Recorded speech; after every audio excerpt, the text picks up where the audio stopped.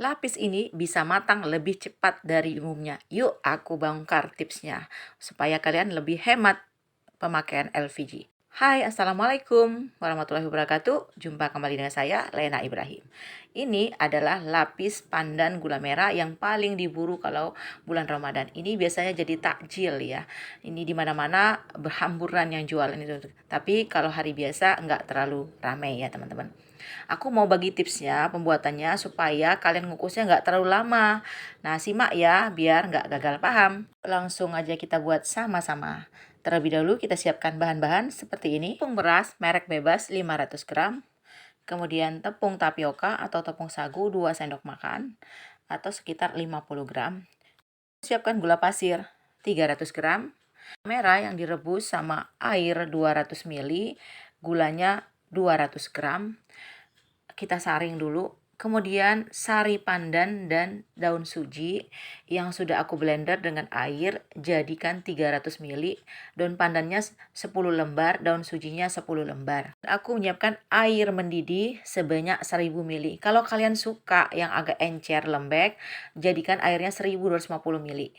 Santan kental, santan murni tanpa air, yang fresh 500 gram. Campur ke air tadi yang panas mendidih. Aduk rata, jadi santannya ini nggak saya masak ya, karena santannya fresh baru dari pasar, dari pemerasan. Dan aku menyiapkan bahan kering, ditaruh di satu wadah yang agak besar. Tepung beras, tepung tapioka atau tepung sagu, gula pasir, garam, kemudian aku aduk rata. Tuang air panas mendidih bersama santan tadi. Aduk pakai whisk aja seperti itu sampai agak kental, sampai tidak bergerindil. Airnya jangan masukkan dulu semua ya. Kalau langsung encer biasanya susah, nanti bergerindil-gerindil. Setelah itu barulah kita masukkan semua airnya dan santan sampai betul-betul tercampur rata dan tidak ada yang bergerindil-gerindil lagi. Lalu masukkan air kapur sirih yang sudah aku endapkan. Jadi ambil yang bagian beningnya aja ya. Campur ke situ sekitar 2 sendok makan, aduk rata. Lalu adonan kita saring supaya mendapatkan adonan lebih halus dan lebih licin. Kemudian adonan saya bagi dua. Satu bagian saya kasih gula merah dan satu bagian lagi saya kasih sari daun suji dan daun pandan yang sudah saya saring juga.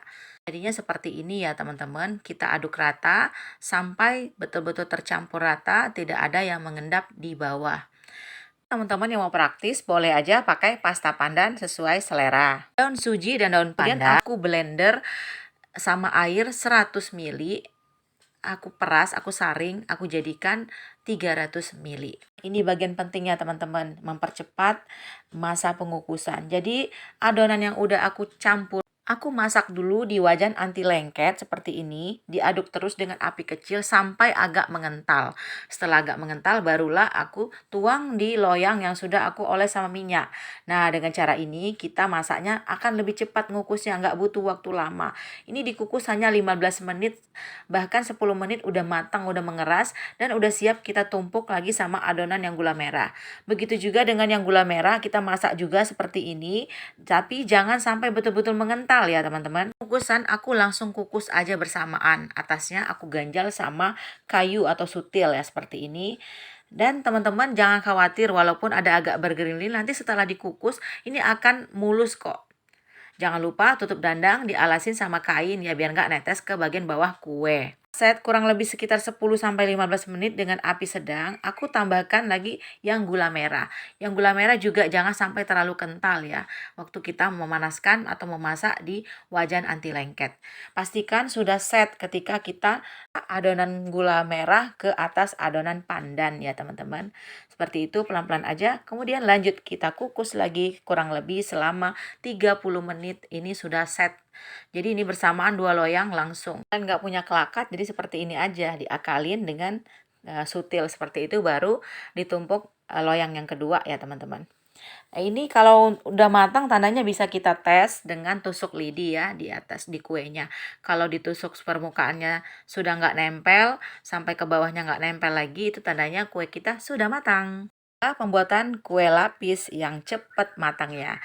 Teman-teman yang belum subscribe, silakan subscribe untuk dapat postingan saya selanjutnya. Silakan like, share, and comment. Dan juga lonceng notifikasi biar dapat resep-resep saya selanjutnya. Lebih dan kurang saya mohon maaf. Wabillahi taufiq wal hidayah. Wassalamualaikum warahmatullahi wabarakatuh.